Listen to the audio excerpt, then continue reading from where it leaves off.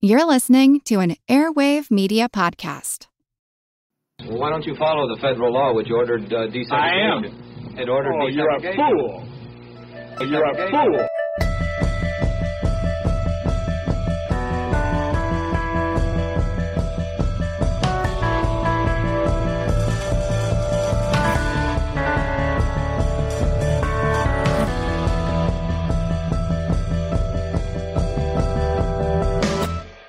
The Past and the Curious is perfect for families looking for a history-focused podcast everyone can enjoy together. I'm professional museum educator, author, and musician Mick Sullivan, and I have been creating The Past and the Curious for 6 years. There's humor, rich context, and surprises in every episode. There's dozens of stories about survivors and heroes and villains, and a lot of underwear. Find us in all of the usual podcast places. The Past and the Curious with Mick Sullivan. Reuben Askew, who would succeed Claude Kirk as Florida governor, knew the moment when he was certain he was going to have a good election night. And it was the moment when he realized he was running against a hand. It was 1970. President Nixon comes down for a big appearance for Congressman Bill Kramer, who was running for U.S. Senate. Claude Kirk shows up. Reuben Askew, as a Democrat telling the story, said he has no idea if Kirk was invited or not. Of course, he thought Kirk had every right to be there. He was not only the incumbent governor, but he was running for his own re-election. Yet he wasn't expected to show up. But in Kirk's style, he shows up anyway.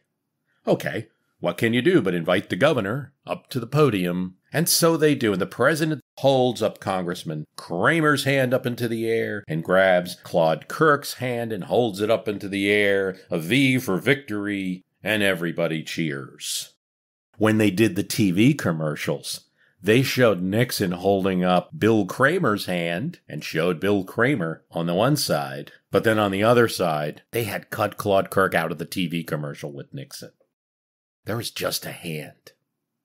It would be the events of 1968, 1969, and 1970. One big particular event in each of those years that would turn Claude Kirk from the people's choice, this amazing politician, favored for his re-election. It would be 3 significant events, each of which we're going to talk about here, that would change his position to someone who was having a difficult time against a relatively unknown state legislator.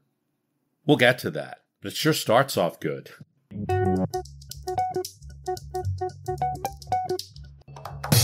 The thing about sin, you have to go out and test sin now and again. Then you'll know where the lines are.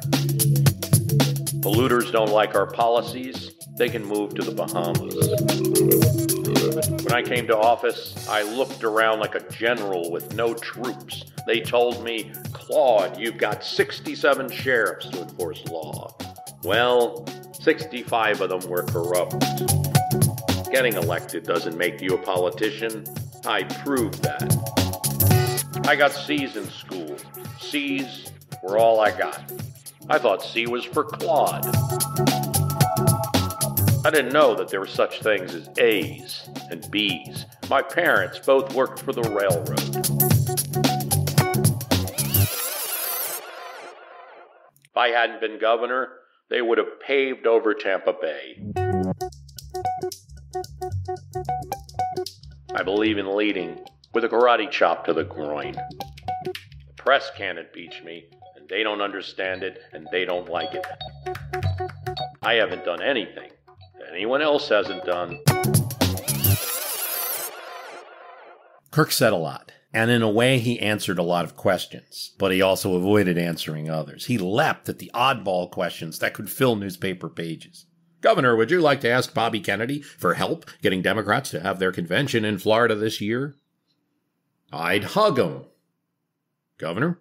I'd hug Bobby Kennedy to get the convention in Florida. I'd hug him till he signed on the bottom line. Governor, where does the money go for people who donate to your governor's club? In my pocket, I guess. Governor, what will you do after the governorship? Dictator. But all this was getting attention. And there's a way to look at this attention craving. He was ego, sure. There's kind of a mixed debate. Some people feel he was kind of much more quiet before his governorship run. and that he was told to do some of this, and he followed the advice and amped it up to compensate. There's a kind of psychological analysis of it that I won't pursue too much. It's not my specialty, but other people are doing similar things at this time. Spiro Agnew was doing some similar things as vice president, like calling reporters by racist names and pejoratives, calling out the media, attacking hippies and any kind of activists. It has all of these negatives when you become this type of politician. But it conjures up a political energy as well, and the press just cannot not cover it. He can get the press, Kirk, to take notice of an issue that another more dull governor could not. You're in it. You're in it for the ride. I mean, once you commit to do it, you can't slow down too much. You see that. If not for one of the statements that Kirk made, I would not have discovered his story. I was doing research for the Kent State episode that I had done in 2020 and found that Marianne Vecchio, who is the woman that you see in that photograph of Kent State, screaming over the body, that iconic Kent State photo. She was just 14 at the time of the photo. She had a run-in of sorts with Claude Kirk. Vecchio was a runaway from Florida who happened to be in Ohio at Kent State. She was with friends when everything happened. Claude Kirk, who was then governor of Florida, was asked about her because she was originally from Florida. She is brought back to Florida. Says, she was planted there by the communists. Vecchio's receiving death threats, unfavorable treatment from the police. Her mother says, to have the governor say something like that, it's a 14-year-old. And nobody thought about that at the time. The students were the enemy. That's the other side of all of this. She's better now. I mean, as late as 1990, Marianne Vecchio was still not talking to the press. She didn't want to talk about Kent State. She's better now. She goes to all the reunions, from what I understand, from the guest that I had on, Paula Stone. Anyway, that's how I'm introduced to Claude Kirk. And that's a lot of my history compared to politics. And I will find a topic within another topic. And I see that, okay, so Kirk was this kind of governor who was very showy and said crazy things. And first Republican governor since Reconstruction. And this was his way of making up for it. They didn't have much of a party. But Florida voters at the time probably saluted what Kirk said in large numbers. A few might have been turned off more by the fact that Kirk was grandstanding than the actual statement he was making itself, which many agreed with. It's a bit of entertainment. Events like this. The governor of the state of Florida is on the state's border with Georgia, and lined up with him are a dozen troopers with shotguns in their hands. And since it's Kirk, there's a reporter or two. They hear the sounds coming. Motorcycles.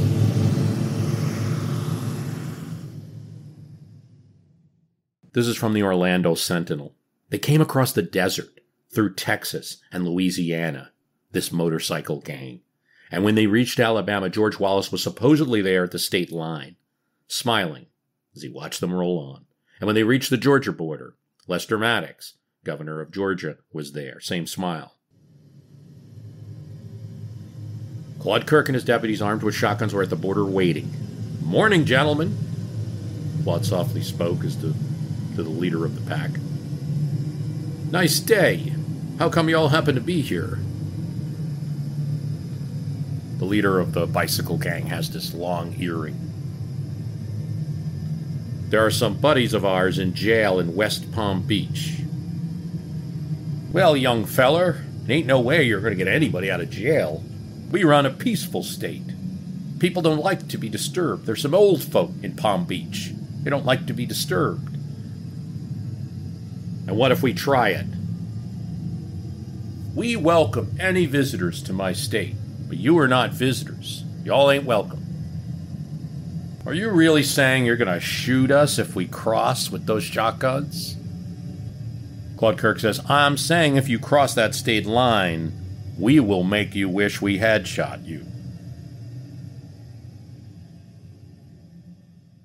The leader of the pack consults with the others, and they turn around.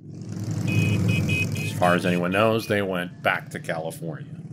It all stems from this. They were known to be coming to support, perhaps to rescue their brothers. Motorcycle gangs were seen as fostering crime. It all stems from this. A woman had been found by police, and she comes to the hospital saying that she fell on 2 nails.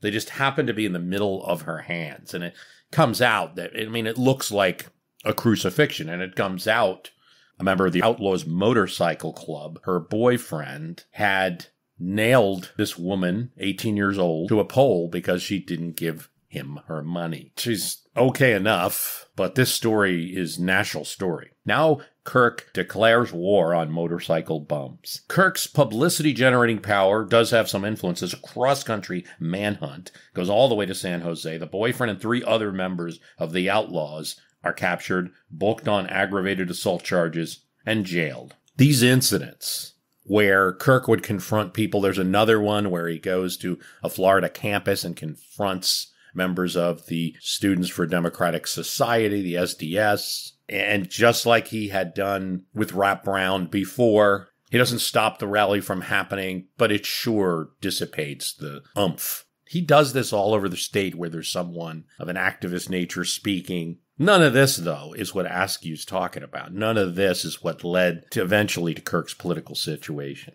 This is actually what put him on the upward spin. All of this kept Kirk's popularity high in his first year.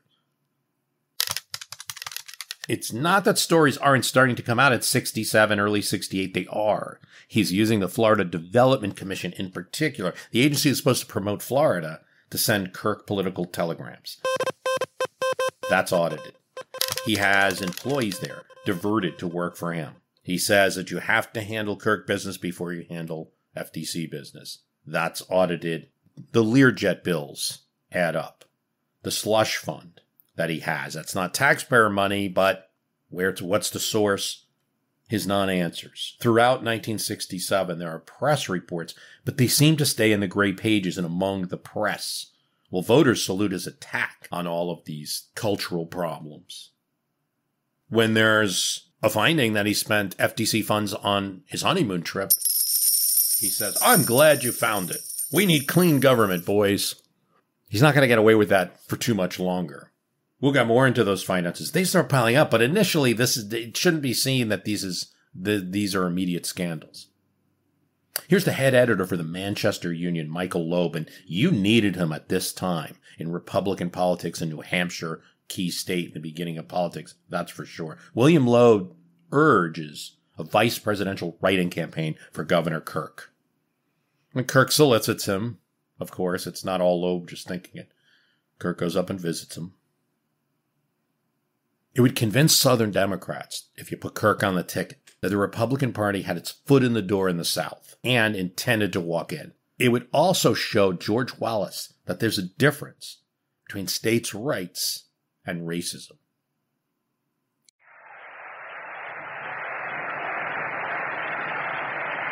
On paper, there were many reasons to think that Claude Kirk would be a no-brainer pick for the vice presidency. He was a rare Republican from a state that was both Democrat, for the most part, in its voting, and a swing the last 2 elections for president.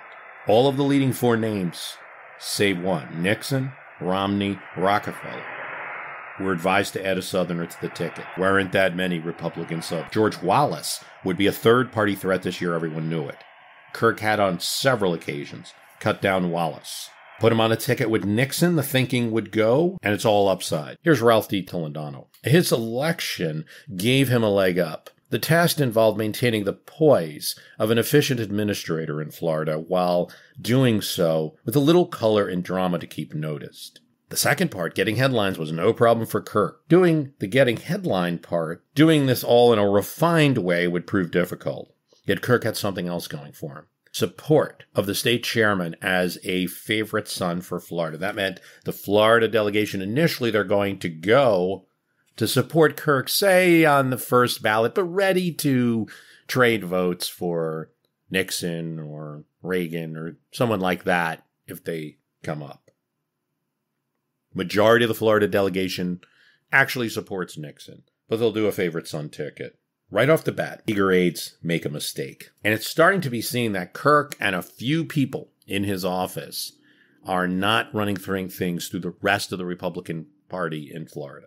They run Kirk in New Hampshire for president. Not Kirk himself. It's not real. Kirk himself is going to kill that campaign in a week. They just want to float it for a week. That's the whole idea. Just enough time to get his name in the press, to get that talk. That'll help him get the second spot. It's pretty clear now Nixon has it locked up but could still fumble. So the second spot is probably where the opportunity is. Entering New Hampshire is not a good move, William Safire thinks. Safire was the advisor that was hired. Nixon's people don't want any surprises, and you're just giving him a problem, a surprise here, even if it's a minor one, and even if it's only a week. Just a bad look. Something else. The Florida GOP is not unified anymore after a few months after Kirk, and it comes down to his ambitions. It's pretty clear that the delegates that Kirk backs for the state delegation to the National Convention are Kirk or bust type delegates. In other words, no, they're not going to trade their vote later for Nixon, from favorite son Kirk to a Nixon or Reagan. They're going to hold for Kirk till the very last ballot. That's not what Murfin, who is the party chair, Kramer, who's a significant congressman, has already had it with Kirk. That's not what they want. And the party chair actually runs his own slate of delegates and leaves Kirk's. It's not pretty. Eventually it gets compromised, but it does lead some hurt feelings. Usually a governor of a state would be the traditional chairman of the delegation at the convention in Miami Beach. Certainly, Kirk had scored this big victory by helping to seal the deal to bring the convention to Miami Beach. There's other reasons. It's got a nice convention center. It's a desirable place to go. It's really good for security because it's on an island. This is a time when that's important. You could say, given where the Democrats held their convention in Chicago and the problems there, that might have convention location was really important in the election of 68. Side point. The governor of Florida in this case is replaced as the chairman. He's not even the chairman. He's just simply a delegate. That means all he's going to do is make a welcome speech. The national politics also aren't necessarily in Kirk's favor here. Nixon becomes the one. Pretty much a solid choice at the time you're getting to Miami Beach. Yeah, there always could be something that happens, but he's got it locked down pretty much by the end of 67. Romney has a disastrous TV interview. Nixon gains more delegates from that. Reagan just isn't running too much of a campaign. He's just kind of floating his name. So you're not dealing with a person who needs something from you. Kirk seems to misunderstand all of this. Doesn't know national politics. He thinks Miami will go past a single ballot to multiple ballots at the convention. Then he'll get a chance to play kingmaker. Like most things, Kirk had a fantastic story. It was a Kirk relative, after all, who had placed the newspaper advertisement in California for congressional candidate Nixon that got him going. He himself, Kirk, raised money for Nixon when he lost in 1960 and wanted to run for governor in 1962. Raised some money from some insurance folks for him. All these connections to Nixon. He's my bud. Here's Edmund Kalina. To be VP, Kirk needed to ingratiate himself with Nixon being humble and supplicating. He needed to solidify the state GOP, and he needed to be patient. He was none of the three. As one of his aides said, Kirk drove the political process like a tractor trailer. Instead of the Ferrari, it was. As we said, he started to break with the GOP. Well, this has two roles. One is you've got your own problems because they're the people whose votes you're going to need to make something happen at the convention. But also, let's not be kidding ourselves. Nixon is watching that process and saying, you can't even control your own state. Governor Kirk had also tried to run Nathaniel Reed, his environmental aide, against William Kramer in the race for delegates. It's a stupid move. Kirk said he challenged the result all the way to the floor of the convention. It's something Reed doesn't even want to be part of, even though he's a supporter of Kirk, and he drops out. So then Kirk flies up to New York and meets with former VP Richard Nixon. I'm keeping my options open, is what Nixon tells Kirk. And he says a little more. He says to Kirk, he could be the VP nominee. It's not out of the question, but it's not likely. Kirk then asks Nixon who was under consideration. Nixon refused to say. Kirk read this correctly that he was out. Per Edmund Kalina, when disgruntled, Kirk lashed out. This time he did with his most controversial action of the year. And nobody knows what he's about to do next. His own aides have no idea where the governor is. They're in Tallahassee and people are looking for him. They have no idea where he went. And when they turn on the news reports, they hear that Kirk had flown to Baltimore. Nelson Rockefeller was there, and they were talking. Then on the TV sets, they see that Rockefeller and Kirk had flown together to Miami and were at a press conference. Claude Kirk endorses Nelson Rockefeller. On the plane down, he had extracted from Rockefeller, didn't want to initially give it, his pledge that Kirk would be the nominee for vice president if Rockefeller won the nomination. It was not a very good press conference. Kirk admits to reporters, "I've committed a certain amount of political Hari-Kari here with this decision." That was an understatement for most observing politics. Rockefeller had few delegates, no chance. Nixon's people were now furious. The Florida delegation was split, if you could even call it that, about 80% for Nixon to 20% for Reagan.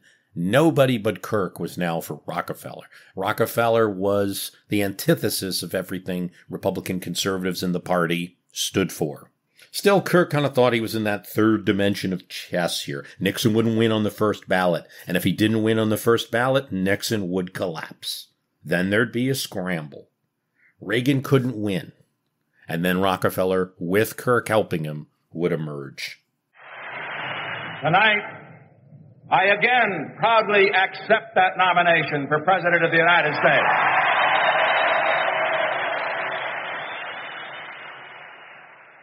It was his first national power play, and it was a mistake. Nixon won that convention easily, and he picked Maryland Governor Spiro Agnew. He was a lowly county commissioner, what Kirk said about Agnew. Now, we know the hindsight. We know the history. In blowing his chance to be on that ticket in 1968, Kirk had a real chance to become president. Because if Nixon had kept him on the ticket in 1972, and assuming he didn't do anything as corrupt as Agnew had done, Kirk would be vice president when Nixon resigned. I'll tell you what Kirk said later, years later. If Nixon had picked me, he wouldn't have had to resign.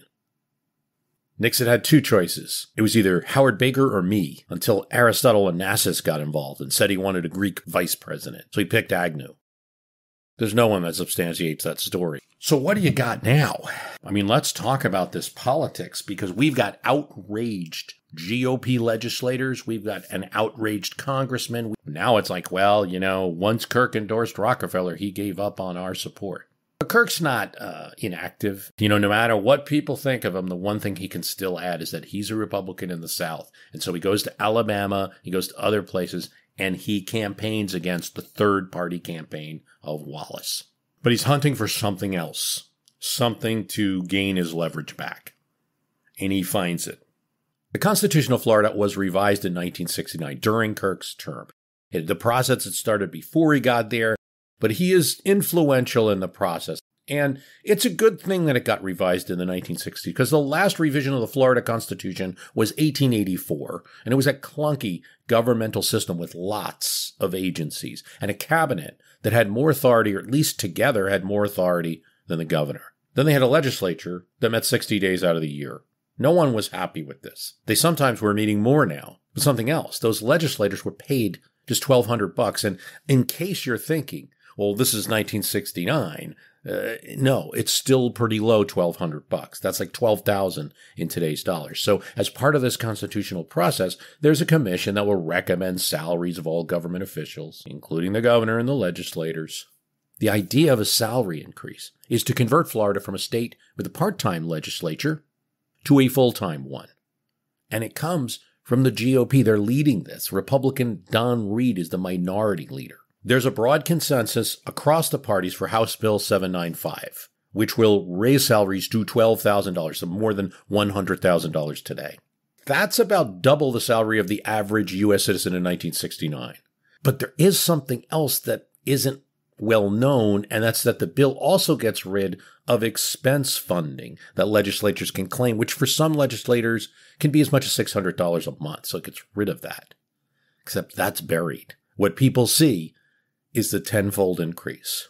Newspapers come out now. The Orlando Sentinel says this is a terrible idea. The Florida Tribune. These are the more conservative papers in Florida. Kirk does not comment on this legislation while it's pending.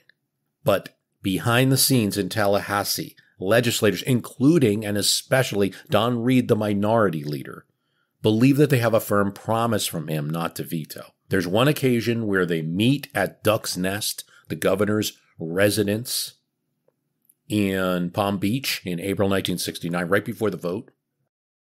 And what's said is a source of controversy, but Don Reed, decades later even, would say he had a firm commitment from Kirk.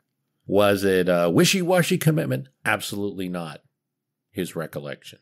We discussed specific numbers. He would not veto unless it went over a number, and 12,000 was in that range. Kirk insisted, till his last days, that he made no such promise and just said, that's your business. Lieutenant Governor Osborne, who was also there, Republican, also remembers there was some type of commitment. Osborne tells Democratic legislators, don't worry, I talked to Kirk. Reed makes a speech on the floor of the House. They pass the bill. They wouldn't move on it without those assurances. And once they do, there is an uproar in the papers. It's the size of the increase all at once. So now there's this period. It arrives at Kirk's desk. He doesn't say anything. He asks to speak to the legislature.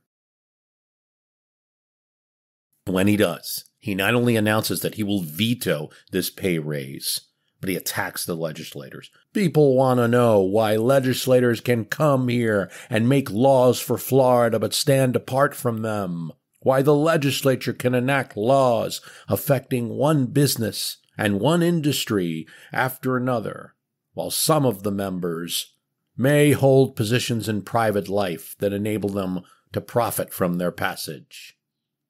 He's not just talking about pay raises anymore. He's expanding his attack. They want to know why legislators can put members of their family on the payroll. Even though his father works for the Florida government, put that aside. There ought to be a conflict of interest law. I'll sign that. Then he goes on to burn his own GOP members. I do not approve of legislators making deals in my name. On the TV sets of Florida and in the newspapers, on the streets from Palm Beach to Miami to Tampa, people are cheering at this governor taking on the corruption that seems absolute. And yet in Tallahassee, in that building, there was a feeling of betrayal from both parties. A few members had to be held back from taking a swing at Kirk as he stepped from the podium. He led us into a trap. He set us up. He didn't just go back on his word. He made sure we voted for it and then set us up. Of all the people who are mad about this, certainly the Democratic leaders are mad. The GOP in the legislature are particularly mad. Don Reed makes another speech now and says, for those of you that took the word of Kirk, my apologies. It's not the pay we're upset about, one member said. The bill wouldn't have passed without his word. And so the Florida legislature and the Senate, they move to override it, and they do it quick. It is overridden 24 hours after this TV speech Kirk makes. The public reaction be damned. This is an issue within Tallahassee. Here's what the Speaker of the House says. When the pay bill came up, I didn't ask a single one of you to vote for it. Now, with this override, it's not about pay. It's about the integrity of the legislature over a governor who thinks he's a king.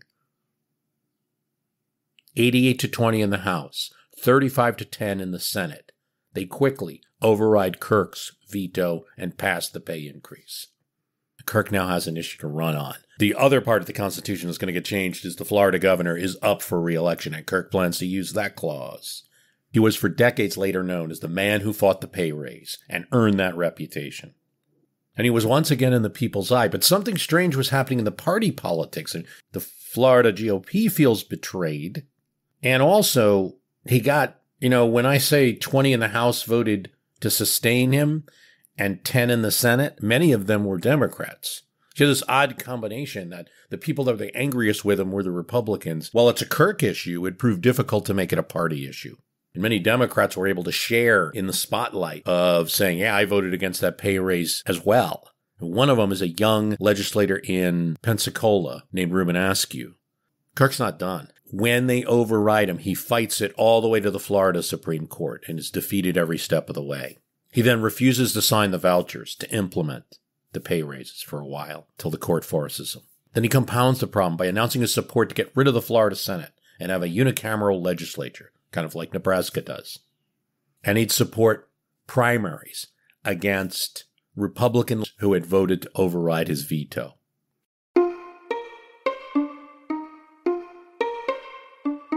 But even the boom in his approval over this pay raise issue doesn't last forever. And as he's eyeing re-election, he sees another issue.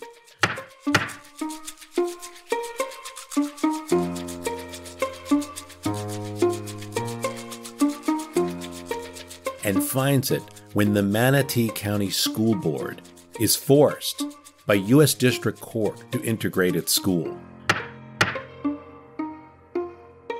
Forced to do so using a limited number of plans that the court approved. They try to delay. They've delayed it as long as they can. The judge says you have to do it now, April 1970. The only way for the county to integrate its schools, because different populations have schools in different places,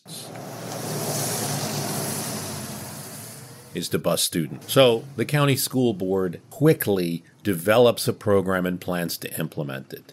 They ship books to the various schools. They prepare the buses. Here's Ralph DeTolian. Until then, Kirk had positioned himself as a friend on civil rights. He had made a point helpful for civil rights activists of linking actions taken by George Wallace or other recalcitrant leaders throughout the country, that breaking the law was breaking the law, whether it was a criminal stealing a purse or a government official not listening to a court order. In any case, the role of the governor here should have been pro forma and no role other than public opinion. And he seems so far to be using this in a good way. He even assured the court, "We don't brandish axe handles in Florida. If we can get racial balance now, you'll see Floridians first in line to get it." He had said that as early as January 1970. Now, Kirk had asked for a delay in the Manatee School Board issue, a delay in the busing, but he seemed to be in no mood to push it further until Kirk's re-election chances seemed to be dwindling. Edmund Colina, one of the most supportive of Kirk accounts, says, Kirk, with the urging of his political advisors, almost certainly decided to seize upon this issue as a vehicle for re-election. And now, improbably, Claude Kirk flies to Bradenton in Manatee County, fires the school superintendent, fires the entire school board, charging them with incompetence and malfeasance for following the court order. Who's the new school superintendent that he appoints? Why, Claude Kirk. And using masking tape, he puts his name up on the sign as school superintendent for reporters to see. Reporters ask him, "How long are you going to be a school superintendent for, Governor?" "Till tomorrow, and tomorrow, and tomorrow." Now, the judge in this case, Judge Krentzman at the district court, deals with this quickly. He reinstates the school superintendent, he reinstates the school board, and he ordered the governor of Florida to appear before him to face contempt of court charges. Kirk leaves his lawyer there and flies back to Tallahassee and addresses the legislature. This was an illegal plan. Illegal, illegal, illegal. He had now elevated the debate. A court can push around a school district, but it can't push around the governor of Florida. I have supreme executive authority. I ask for my day in court, in the Supreme Court of the United States. Confrontation's been turned on its head. I am the man asking for my day in court. And that's what he'd say during the next series of days when he was asked about it. I just want my day in court. But he had a court summoning him, and he was ignoring it and its contempt charge. He goes to the Manatee County School Board Administration building with 70 armed lawmen, the Sheriff's Bureau, Highway Patrolmen, others. He once again suspends the school superintendent and the school board and demands a Supreme Court hearing. He makes another comment. If federal marshals enter the building, there might be shooting. That's a direct quote from the U.S. attorney. His quote to the press is, "Physically, we will resist only to the extent they attack us. We will meet whatever comes to us, hopefully by turning the other cheek. There is a number of people in Manatee, parents, who are very happy with this decision. They tell newspapers, finally someone's sticking up for us, someone who's of such a high office. He's a hero in Manatee County to some extent. There's even a Democratic state senator, Jerome Pratt, not normally a Kirk supporter, who says that if he goes through with this, he'll have his support. And I am the man who asks for law. I am the man who asks for his day in court. I am the man who pleads for hearing of my grievance. Marshals are allowed in the building to subpoena his men. Krentzman holds a hearing in absentia. The Kirk won't show up to his courtroom, finds that he is in contempt of court, and places a $10,000 a day fine on Governor Kirk, but does say, if you stop this by Monday, the fine won't take effect. Well, why don't you follow the federal law which ordered desegregation? I am. It ordered desegregation. You're a fool. This is the number one compliant state in the nation. And I tell you that you can tell your broadcasters in New York, as soon as they comply, as much as Florida has, as the number one state in the nation in compliance, that's the whole difference.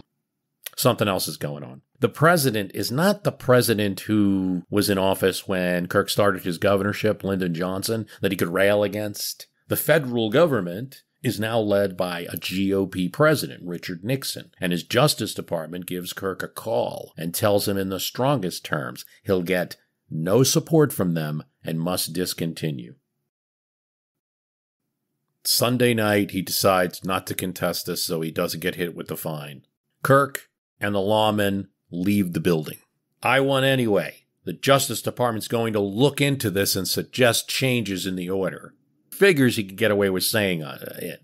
It looks good for voters. He also cast aspersions on the judge, saying that the judge is only in his position because he was able to get a divorce that no one else could get for a wealthy benefactor. He got put in that job. Well, here's the thing. The Justice Department doesn't even want to be associated with this. They file a memo to the Supreme Court saying Kirk was committing unjustifiable conduct, inadmissible conduct. They make it clear to the district court that there is to be no alteration of the plans. The Justice Department will not suggest any. For 8 consecutive days in April 1970, the New York Times featured Claude Kirk on the front page. This Manatee story had its benefits to him. It also had its downsides. He received letters from GOP members that said, why are you doing this? You spent, 3 years convincing people you weren't George Wallace, only to become him now. It portrays him, this Manatee incident, as an opportunist.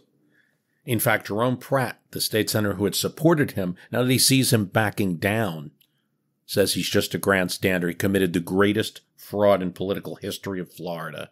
And something Pratt says, who's a conservative, he says all Democrats, liberals and conservatives, north and south of the state, have to get together and beat this man.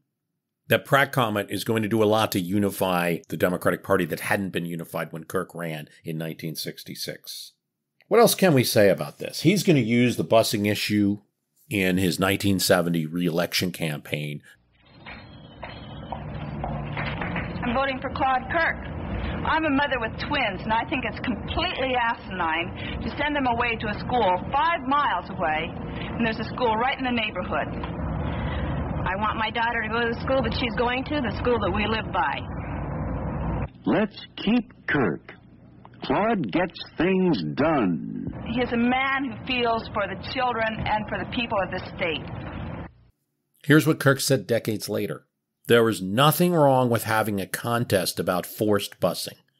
That was a serious matter. Who the hell is right now anyway? Who is for busing today? Why should you take a little child out of his or her home on the north side of Jacksonville in the winter and bus them an hour and a half to some damn school in San Mateo, which is probably no better than the school they left behind, and drag them back in the evening? It is important to note, to be fair, and this is one of the things that when they interview Manatee County parents who were protesting the court order, they make clear saying We're not protesting against integrated schools. We're not protesting for segregation. We're protesting against busing. Very live issue in the 70s. You saw it erupt in the 2020 Democratic Party debates, right, between Kamala Harris and Biden over this issue of busing. But Joe Biden had a position where he was opposed to it, unless in this case, it came from an order of a court. But he was opposed to the federal government doing it, because he was facing huge backlash in Wilmington County, Delaware, over the busing that was occurring. So it's a very complicated issue. Jimmy Carter's position on busing, against it for the most part. The court would refine in later cases, some of the busing. The court, the Congress, Justice Department policy would all change over the years to something closer to what Kirk had as his position. Yet doing it in such a public way and firing the school board for complying with court orders, changed his image. I think there's no better statement of Kirk than in a few months of 1970, he earns the scorn of women and segregationists. Here's the Camarillo Star, California, 1970, July. It was defiance as genuine as references to himself as sovereign. Mr. Kirk ran away from the Manatee School Board controversy the moment the courts began rolling up their sleeves. However, the phoniness of his performance, it escaped the bigots, the hate groups, and the white supremacists, and even the more moderate Wallaceites who are now beating the drums for Claude Kirk's reelection. Some did, but not George Wallace's hometown newspaper, Montgomery Advertiser. The same old Claude Kirk, it wrote. Those who remember Claude Kirk as a cut-up back in his school days in Montgomery will dismiss his hit-and-run intervention in the Manatee school desegregation case. His showboating now seems the same as then, a lark to get publicity. As for the contempt of court charges, we'd tell the court, don't worry, we know Kirk. It was done in a spirit of japery, not malice. At the same time, there's an incident where Claude Kirk is addressing a PTA group in Daytona Beach, and the governor asks if the local newspaper had a reporter present. Woman reporter raises her hand. It would seem to me the editor of the newspaper ought to care a little bit about the fact that the governor is here to talk about education. But the local journal sends a lady to report the most important facts. The lady was named Jennifer Balch, and she was an award-winning news journal writer on education. Claude Kirk would hear it from women up and down the state and across the nation in letters that he received. Martha Musgrave, the regional director of Theta Sigma Phi, wired Kirk, demanding an apology. Her group represented women journalists. Kirk faced re-election with a Republican president in office. The Johnson inflation became the Nixon inflation. Terms of Nixon's law and order issue, 68, and Kirk's crime issue in 66. That was a split at best now. Nixon was 2 years in as president. So if there was crime in the nation, the economy, too, was owned by the Republicans, and Kirk was running on the Republican ticket. But the reality is the Florida state GOP is also split badly, and a lot of it has to do with Kirk. Endorsement of Rockefeller, the pay raise and the perceived trick, the failure to consult Congressman William Kramer, the burned bridges. And so William Kramer would fuel a primary challenge against Kirk. And Jack Eckerd, we probably know the Eckerd drugstore franchise, but it's really big in Florida at this time. He's a multimillionaire. He's willing to spend millions of dollars running against Kirk in a Republican primary. Second candidate also jumps in. So you got two people beating up on Kirk for about half the year. In fact, it goes to a runoff, which Kirk is able to win, but that's a lot of months of bad headlines, of attacks on him from his own party. Kirk tells Jack Eckerd after he spends $3.5 million. Jesus, Jack, if I knew you were going to spend $3 million, you could have given me $1.5 million. Would have given you the office. But Kirk struck at William Kramer as well, who was running for Senate, convincing Judge G. Harold Carswell to run for the Senate seat in a primary. Carswell was like a martyr in Florida because he had been Nixon's nominee to the Supreme Court. Nixon had, as promised, nominated a Southerner, and those Yankees in the Senate, perception of Florida, voted him down. Kirk sees an opportunity, so Carswell has to face Kramer. Except there's a problem. Nixon was the one who had asked Kramer to run for Senate as part of his 1970 lonely midterm. We talked about that in a past episode. His plan to take back the Senate. Kramer's his strong Florida recruit, and now Kirk's running someone against him. So Kirk was messing with the White House's plan to take back the Senate, and Kramer will win his primary without a runoff. And while he doesn't win the Senate, in fact, so in this race, neither of them are going to win. They're both bloodied, Kramer and Kirk. But it's not just that. Something else happens on the other side of politics, and that's that the Democrats have new faces, and they come in the form of Reuben Askew. Well, it's interesting that each time the governor speaks of restructuring education, what he usually means is to abolish Floyd Christian's job and place the whole educational system in his office. Who's a younger, pretty telegenic state senator from Pensacola who played his political cards right. People didn't have a lot against him. The guy he beats in the primary is the Attorney General Faircloth, who just had a lot of baggage and just seemed like an old type. And Lawton Chiles, who's running for the Senate against Kramer. He's a guy who wins in a surprise in a primary because he walked across the state of Florida. Walkin' Lawton, they called him, Lawton Chiles. There's a lot of energy behind these two candidates. And everywhere they're running a campaign called the AC Current, Askew Chiles. And that's a pretty nifty slogan, AC Current, right? So that's the Democratic slogan. But Republicans in Pinellas County, where Kramer's from, that hate Kirk now, take this AC slogan for themselves and say, vote Askew Kramer. So Askew's going to get a number of votes from Republicans, and he's going to go on to be governor a couple of terms. He's going to be a sign of the New South. He's going to run for president unsuccessfully 1984. Incidentally, so is Kirk. Kirk becomes a Democrat at that point and runs in the 1984 presidential primary. I mean, gets less than 1%. But in that election, for all his work on the Manatee County case, he wins Manatee, yes, but he wins by less of a margin than he did in 1966. He had no more pull in Democratic County. He's got 10% less in Dade than he did in 1966. He also dropped 10% in Pinellas, the GOP stronghold. Kramer was getting 53% in the same county. Obviously, there was this GOP gap and defections. Here's what Kalina says. Under Kirk's guidance, Florida went from backwater to a state with a burgeoning economy. More hotel rooms than New York after the Disney deal.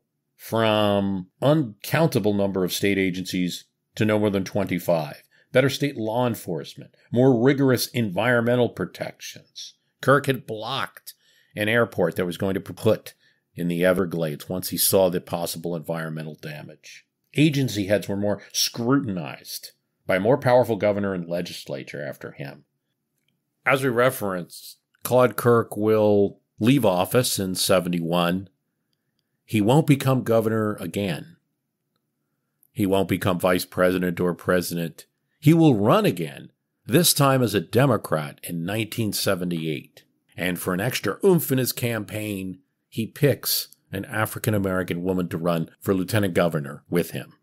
He'll support Lee Iacocca for president in 1988 and run his draft campaign.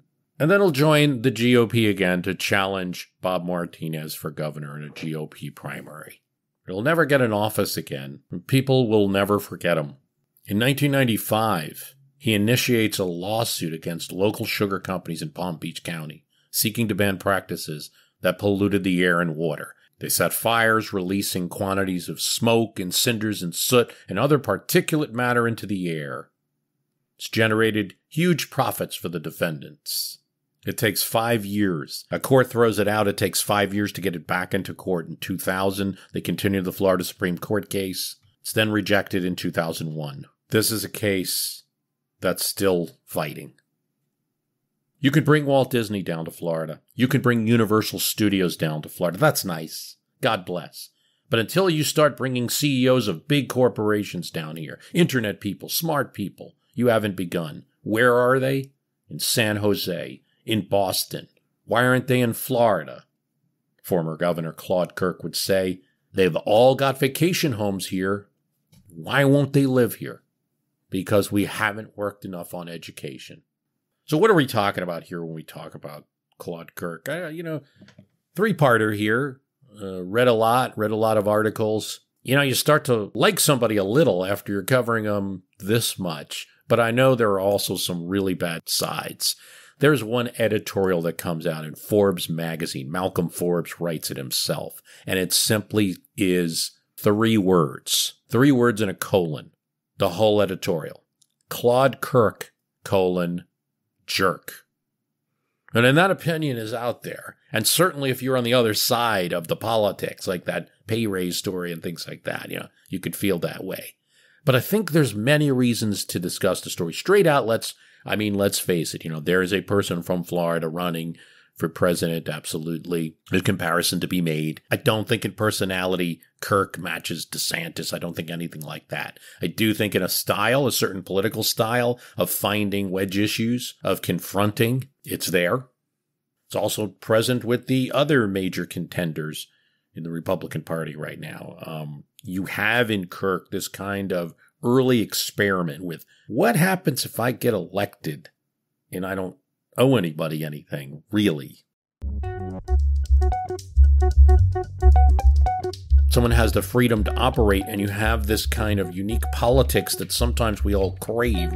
What happens if I just get a headline every single day and just keep getting headlines so fast that by the time you're worried about the last thing we were talking about, I'm moved on to the next? And in a state that wasn't known for this kind of, it was kind of a easy breezy type politics. And you have a go-go governor. What else? I think in discussions of the Southern strategy, party switch, whatever you want to talk about, the way that the South became more Republican, this is an important piece of the story here in Florida. Because it's not as easy as someone planning something in a room and all of a sudden all the Democrats in the South are now Republicans like that. This is an evolution that happens. It's organization. Some people are very kind of liberal-minded that become Southern Republicans, at least at first. It's interesting about Nixon and his presidency and how he shaped things and how his seizure of the party cropped out and shaped, you know, who would lead that party in the future. And Kirk got left behind, certainly. Could have been otherwise.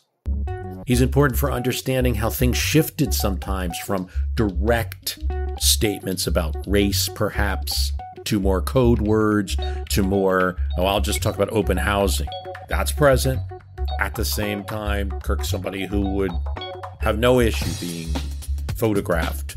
African Americans being in the slums with African American leaders, interviewing an African American for the first, which in the South is a really big deal for him. So this combination of all sorts of things. In the end, the ego got the best of him from most accounts, even the people that, you know, this early experiment with this kind of like, well, what if you're a politician who can just do anything that they want, leads to a lot of problems, because no matter how you're structured, you can't do everything you want. There's other people. In terms of his loss in 1970, Claude Kirk would say, Democrats should thank me. I forced them to straighten out and pick good candidates.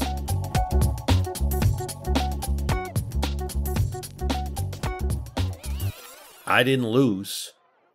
I just came in second. This is part 3. Hope you enjoyed listening to the series. The website is www.myhistorycanbeatupyourpolitics.com. Give us a review. We have a Patreon. You want to support us. Lots of programs in our archive. If you want to listen to more, I got hundreds. Thank you for listening.